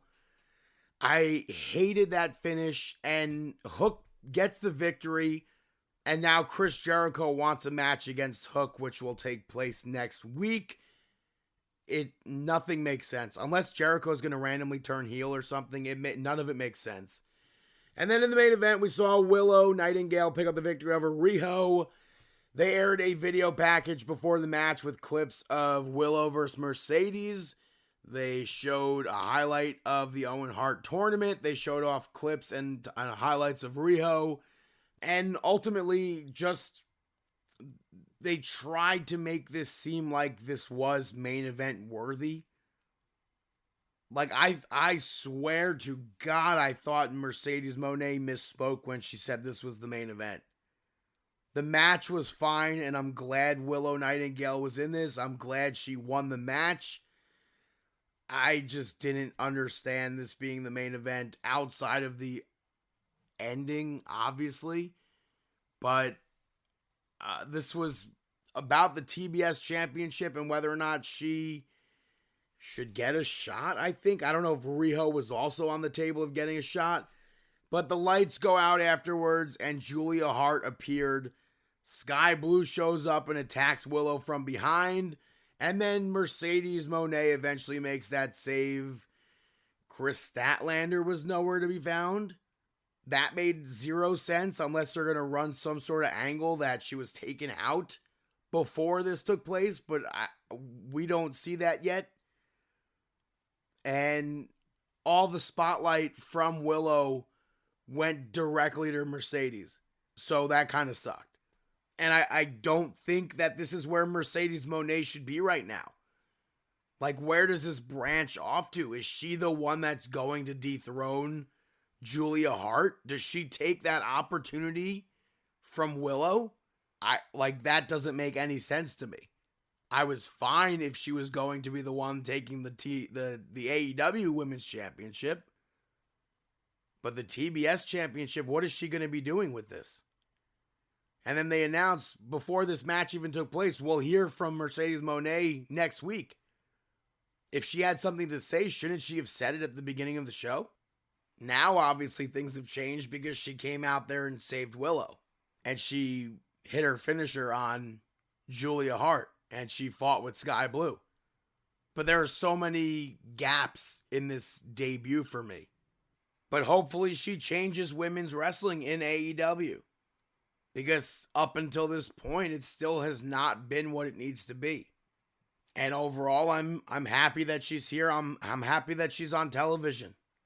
I'm happy that we'll see her hopefully weekly on television. And we already saw that interview where she said, I'll be back. I know I'll be back in WWE. Which the AEW Galaxy got very pissed off at. So, we don't know how long she's in AEW for right now. Hopefully it elevates the hell out of the women. But that's AEW Dynamite. Hey, Brandon. Got any shout-outs? Hey there, pal. It's me, Mickey Mouse, and you're listening to Brandon Shoutouts. Berlin gets the first shout-out. The band, not the wrestler. I got to see them at Epcot during the Flower and Garden Festival. And I went in really only knowing Take My Breath Away, which I feel like who doesn't know that song? Take my breath away. And I thought they were good. I enjoyed the show. And I feel like I just like going to Epcot because you get these free concerts. Yeah. Next shout out goes to Rick Springfield, who I also saw at Epcot. And I've seen him 3 other times at Epcot. And the crowds for him are always absolutely insane. Yeah, I didn't realize how often they play the performance during the day. Well, yeah, they do 3 shows Yeah, per day. I didn't realize it was 3 performances per day. That's a lot. But it's not full concerts. No, they're like maybe 6-song set lists. Yeah. Where if you go to, some artists play the same sets, basically. Some like differ. Rick Springfield, you'd be pissed off if he didn't do Jesse's Girl every single show. Yeah, he Berlin, has to. you'd be furious if they didn't sing Take My Breath Away every single show. 100%. You know? But I saw like somebody like Richard Marx. I had to go see him 3 times to hear Right Here Waiting For You. But I enjoyed it. He sang, he got to sing all his other songs and everything, so I enjoyed that full, like, you get to go basically to a full-length show if you go to all 3. Yeah. But it was Rick Springfield, man, the fans are so insane where I am almost certain, I don't remember if it was either him or Peter Noon, but I'm almost certain it was him the last time I saw him, that I saw a fight almost break out. What? And then this time, I saw a woman get super pissed off. And for such a goofy reason, too. No. Yeah, dude, I was sitting there. First of all, there's like a certain bench at that show that I like to get because there's an open space for if you need to put wheelchairs or something. Yeah. It's like a known thing. All right, so why was this person pissed? So they ended up getting the bench that I like, where right in front of you, there's like open space. Specifically for wheelchairs. Yeah. And so I ended up sitting in the row right behind them, and a wheelchair parked there, and they threw a fit. Well, now I can't see. And a worker, cast member had to come over and like try to calm the situation down. She's like screaming. And she's like, I know it's not her fault, blah, blah, blah. Now I can't see. It's so stupid. You wait this long and now I can't see. I'm like, in my head, I'm like, well, every time I sit there, I know that it means that there could be somebody who's handicapped sitting there. Sounds like somebody started drinking around the world a little bit too soon. No, I just think they were a Rick Springfield fan. a big yeah, but time. that is so... And the daughter was like, I'll switch with you. It does not matter. And she goes, no. That's not the point. That is because so if you switch with me, then you can't see. She goes, I don't care. I'll sit there. And then the dude that was with the person in the wheelchair turns around. And he goes, lady, there's a pole in front of me. I can't see at all times.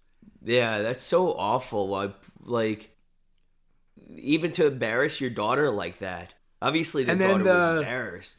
And then the woman in the wheelchair drove off, and she's like, enjoy your effing concert. Aww. Yeah, I felt terrible. And it's funny because like I looked over at one point to the people sitting next to me, and they're like, we like locked eyes where we all see the situation. We're all trying not to laugh at this. That's awful.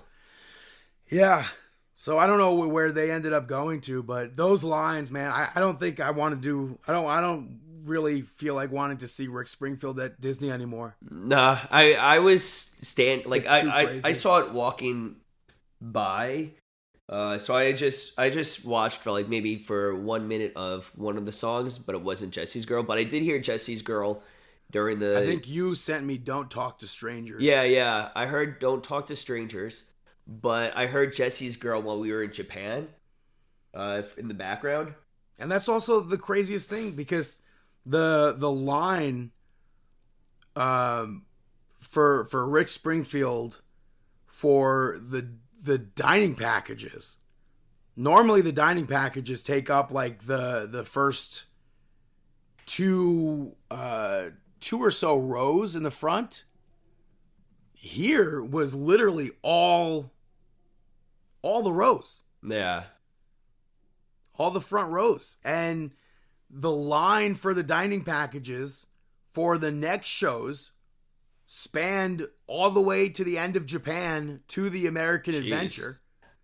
That's insane. And the line for Standby. Yeah. Germany to American Adventure, and that's such a rare thing to have. That's wild. You know, so some things to note with Epcot. I wish I got to test out more food and drinks over there. I did have the margarita from one of the places in Mexico, which was really delicious. A strawberry margarita. I had a frozen beer in Japan, which I have to say I wasn't too much of a fan of.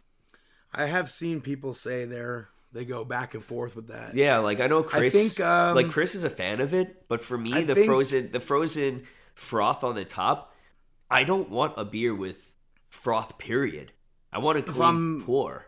If I'm not mistaken, I think there's a frozen. Is there frozen sake at Epcot?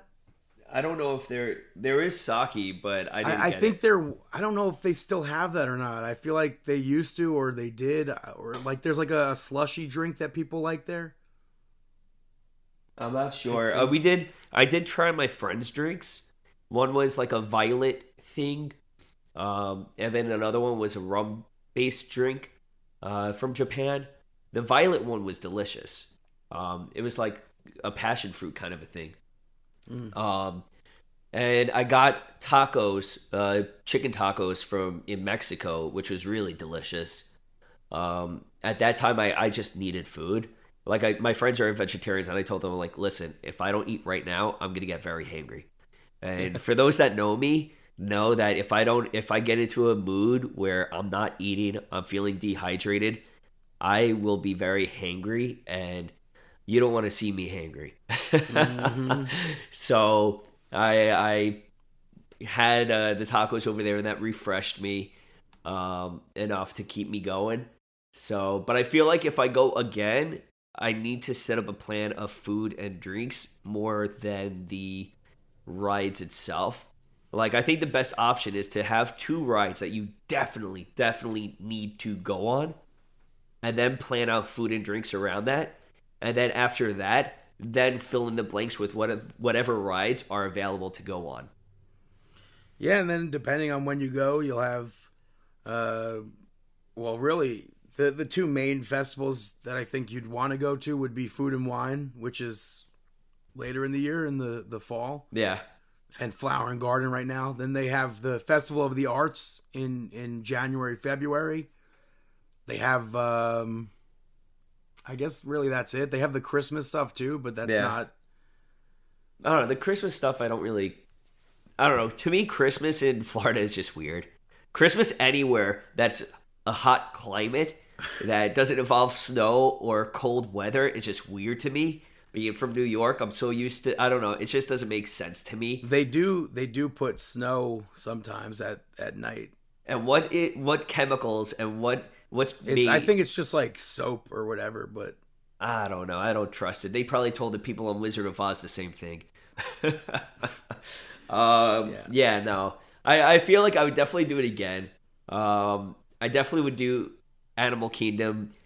I don't know if I would. The only rides I would 100% ride again would be Guardians, would be Tron, and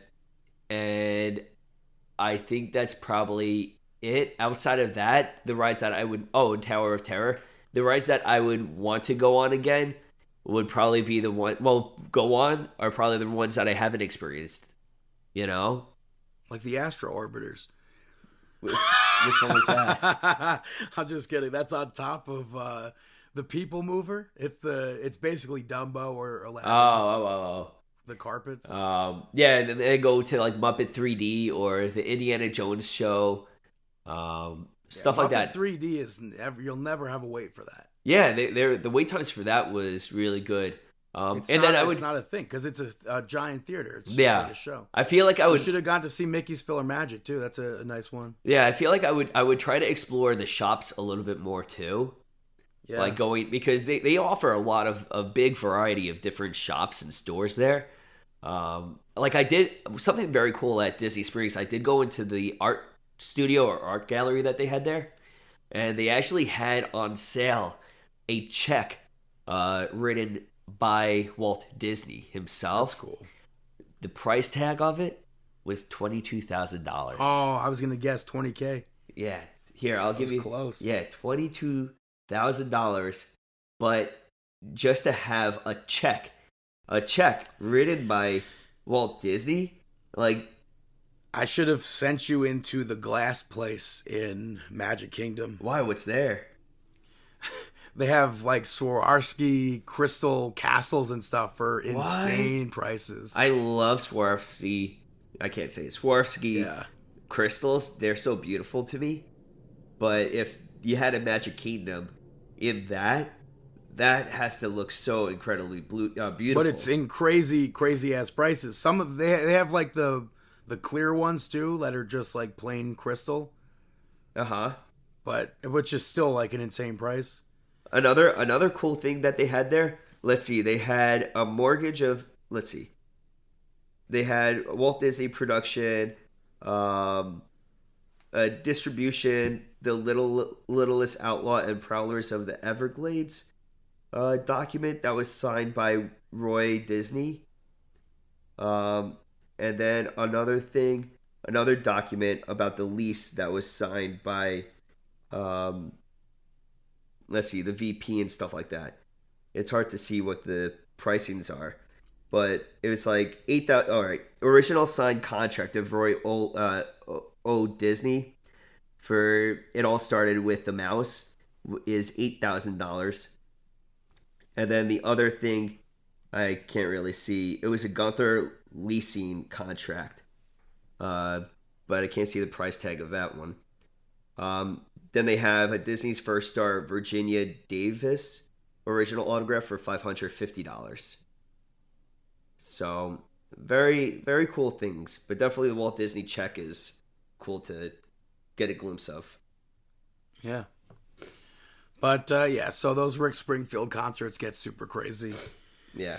My last shout out goes to Eric Carmen, who unfortunately passed away at the age of 74. He was the lead singer of the Raspberries, and they had hit songs like Go All the Way, Let's Pretend. And then he went on to have a solo career with hits like All By Myself and Hungry Eyes, which I think are truly iconic songs. And I don't recall ever seeing tour dates pop up for him, and I think it would have been cool to see him perform live. That would be cool. But I just don't think he ever toured. No, and it's a Gunther Lessing contract, and that's $1,800. I took another picture of it. So those are my shout outs. Now it's time for our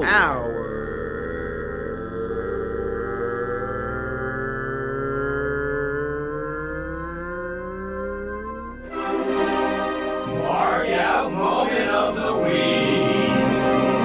That is right, our Mark Out Moment of the Week. After SmackDown ended last week, I guess because I was in Orlando, it's Fox 35. They did a story on Miles Bourne and how he was close to death when he was born and how now he's partially deaf. So I thought that was pretty cool to see them feature an NXT superstar like that. Yeah, that's really cool. Really special. Did you notice any advertisement, by the way, on the buses when you were going to the... I'm glad you bring that up because I'll say that I thought about that could be a Mark Out Moment of the Week, and I'm like, I don't know who I could bring this up to right now. Yeah, seeing Bianca Belair and Montez Ford.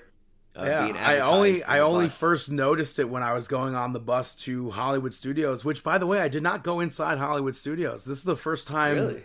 ever, I think, on a trip to Disney that I had not gone to all parks. We didn't even get a chance to meet in one of the parks. No. We were in Magic Kingdom at the same time, were we? Or no? On Friday? No, I didn't go to Magic Kingdom on Friday. Okay. For some reason, I was thought at that we. Epcot. Okay, that's why. But yeah, so on the bus to Hollywood Studios, I noticed that ad for Love in WWE, Bianca and Montez, and I popped. Yeah. That. And which, by the way, I was very surprised that we did not see any advertising whatsoever for the Eras Tour. No. By the time you're listening to this, it's on Disney Plus. Yeah, no advertising for that. So I was surprised to not see that. Yeah. We had the Oscars this past weekend, and I thought it was cool to see The Rock, John Cena, and Bad Bunny all present at the Oscars, but it was cool to see them behind the scenes in a picture together. Oh, I didn't see that picture. Especially because I think all three of them are definitely Hall of Famers, future Hall of I didn't Famers. see that picture. That's cool. Yeah. Something I marked out for was the Mickey Mouse beignets. Those were delicious. And then It's a shame you weren't there for Halloween, though, because those were so much better. well, I'm also going to add the hot chocolate.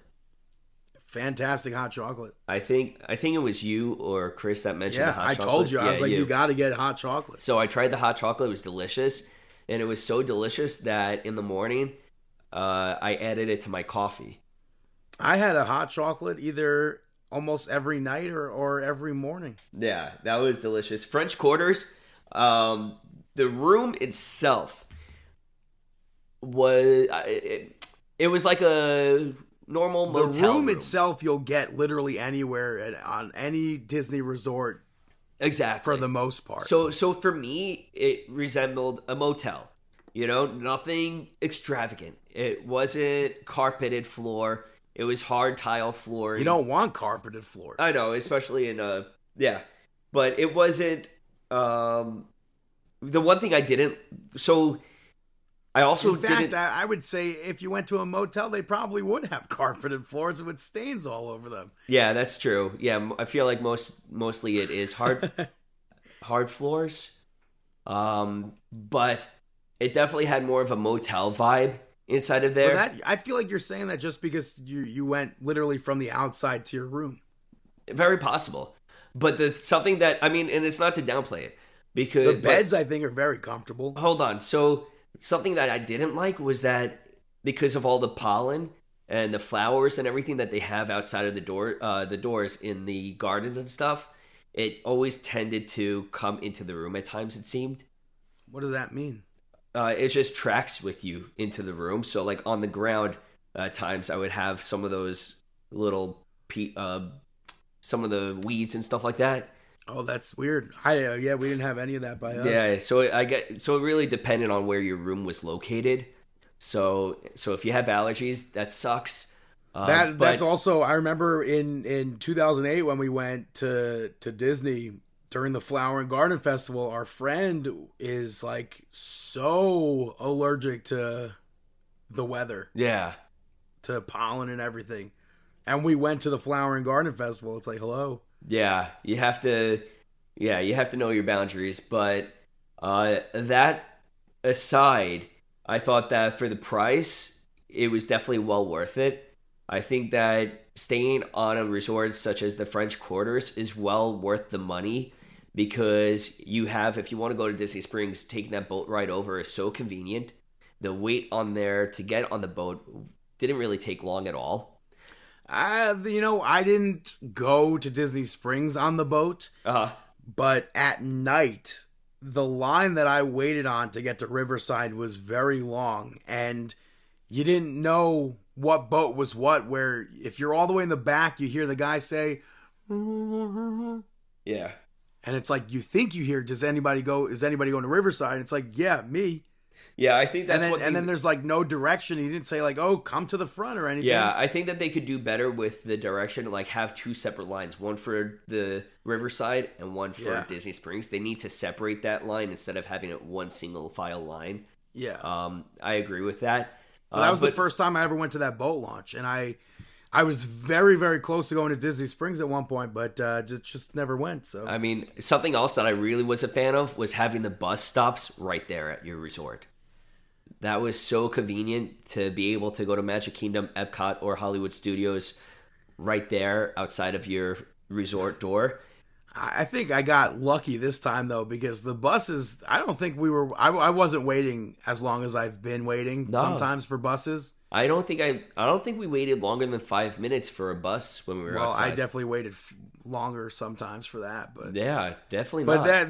there have been times where the buses have just been garbage there, so I was happy to have not that experience this time. Yeah. But I would much rather prefer to stay in a hotel that either A, had a monorail to the parks or the boats to the parks, because especially during the festivals, where I know I'm going to at least 2 concerts, I would much rather be at like the boardwalk where it's literally right. You could walk to Epcot basically. I think that I would do something like to change it up and test out something new. I would probably do something different, like a different resort.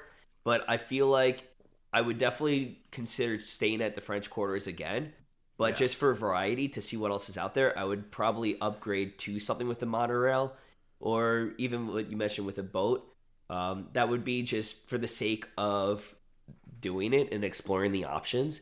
But French Quarters, I definitely would do again, especially if you get the Mickey beignets, which you don't have to necessarily stay at the resort to get them. You could always take a bus to French Quarters and get the beignets, and then go back to your other resort.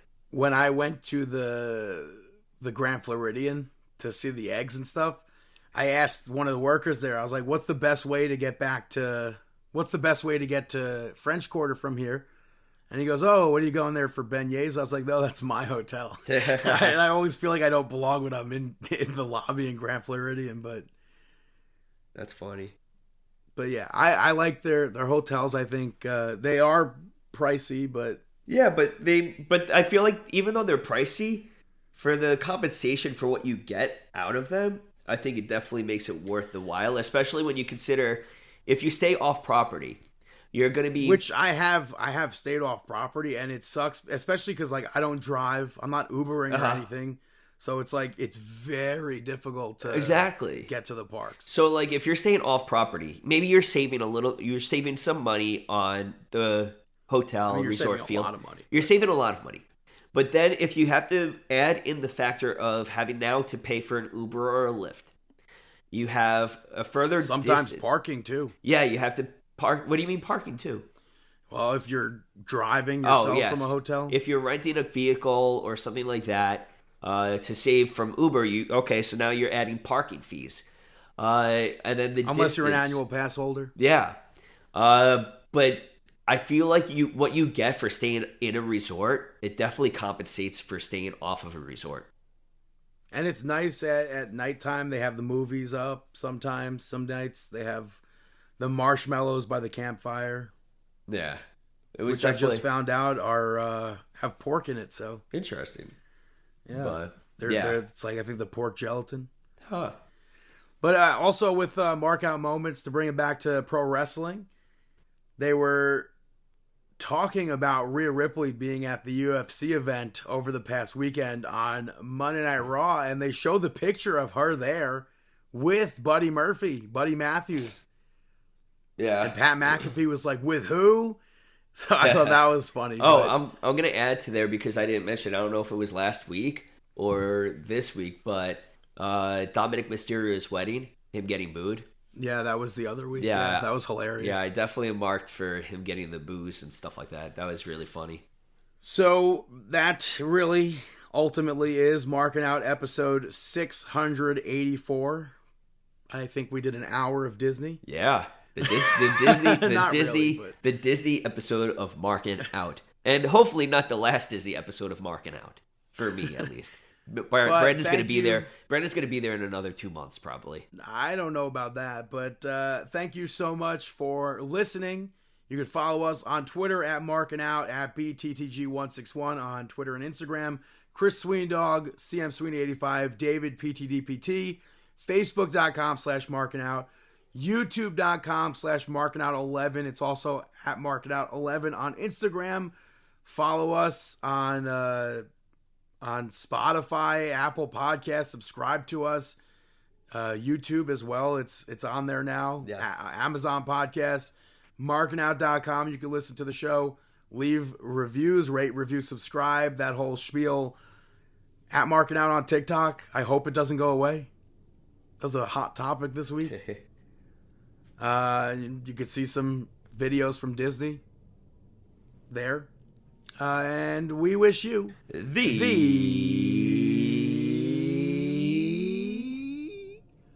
best of luck in your future endeavors.